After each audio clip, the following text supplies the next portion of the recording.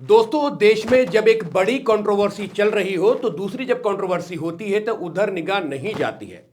संभल की जामा मस्जिद का मामला इतना बड़ा है कि जब कहीं भी उत्तर प्रदेश में बुलडोजर चल रहा है तो उधर जहन लोगों का नहीं जा पा रहा है।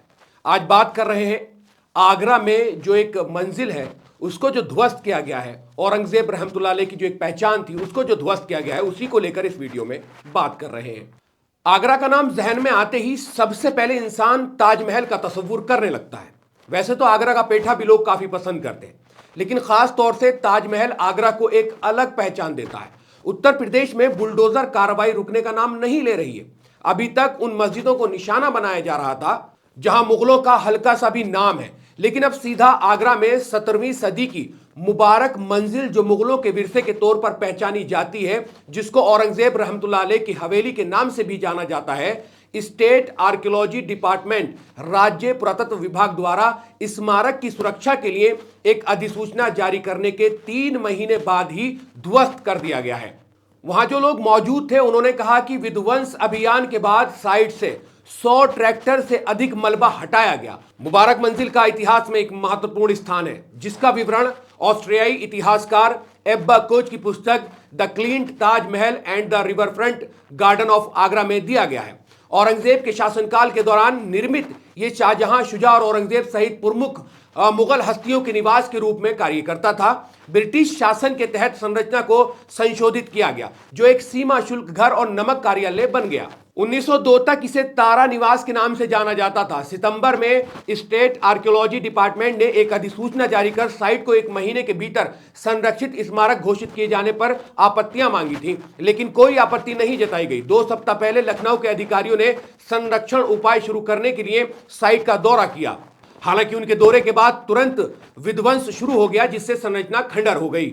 अब वहां जो लोग मौजूद हैं, जो स्थानीय लोग होते हैं, मुकामी लोग होते हैं, उन्होंने आरोप लगाया कि एक बिल्डर ने पुलिस और प्रशासनिक अधिकारियों की मिलीभगत से आपत्तियों और यमुना के किनारे साइट के पास एक पुलिस चौकी की मौजूदगी के बावजूद विध्वंस को अंजाम दिया, यानी तोड़फोड़ को अंजाम दिया, मिसमार करने को अंजाम दिया। स्थानीय निवासी कपिल वाजपेयी ने बताया, मैंने अधिकारियों के पास कई शिकायतें दर्ज की, लेकिन कोई कार्रवाई नहीं की गई और विध्वंस जारी रहा, तोड़फोड़ जारी रही। जो एक स्ट्रक्चर बना हुआ था उसको तोड़ने फोड़ने का काम जारी रहा। अब तक संरचना का 70% जो हिस्सा है उसको मिसमार कर दिया गया है, यानी नष्ट कर दिया गया है। हम उच्च न्यायालय में एक जनहित याचिका दायर करने की योजना बना रहे हैं। आगरा के डीएम अरविंद मलप्पा बंगारी ने पुष्टि की कि अधिकारियों को इस मुद्दे की जानकारी है। हमने मामले का संज्ञान लिया है। आर्कियोलॉजिकल सर्वे ऑफ इंडिया, भारतीय पुरातत्व सर्वेक्षण और रेवेन्यू डिपार्टमेंट राजस्व विभाग को जांच करने का निर्देश दिया गया है। एसडीएम को साइट का दौरा करने और एक रिपोर्ट पेश करने के लिए कहा गया है। इस बीच किसी भी अन्य बदलाव की अनुमति नहीं दी जाएगी। आर्चिबाल्ड कैम्पबेल कार्लाइल की 1831 की रिपोर्ट में मुबारक मंजिल की वास्तुकला में विस्तृत जानकारी प्रदान की।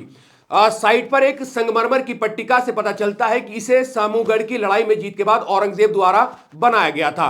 आगरा का 1868 का नक्शा मुबारक मंजिल को पैंटून पुल के पास रखता है, जहां वर्तमान लोहे का पुल है। ब्रिटिश शासन के दौरान ईस्ट इंडिया रेलवे ने इसे माल डिपो के रूप में इस्तेमाल किया था। संरचना का लाल बलुआ पत्थर का आधार, मेहराबदार निचली मंजिलें, मीनारें मुगल और ब्रिटिश वास्तुशिल्प प्रभावों का मिश्रण दर्शाती है।